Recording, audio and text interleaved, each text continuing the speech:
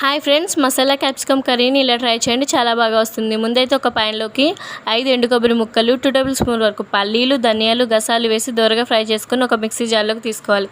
ఇప్పుడు ఆ మిక్సీ జార్లోకి 3 లవంగాలు, యాలకులు, అలానే దాల్చిన చెక్క ముక్కలు, ఒక 5-6 వెల్లుల్లి రెబ్బలు, రుచికి తగినంత ఉప్పు, కారం, కొంచెం చింతపండు, ఒక గుప్పెడు కొత్తిమీర వేసి మంచిగా ఫైన్ పేస్ట్ లాగా గ్రైండ్ చేసుకోవాలి. ఇలా గ్రైండ్ చేసుకున్నవి ఇలా కట్ చేసుకున్న క్యాప్సికంలోకి స్టఫ్ చేసుకొని పక్కన పెట్టేసుకోవాలి.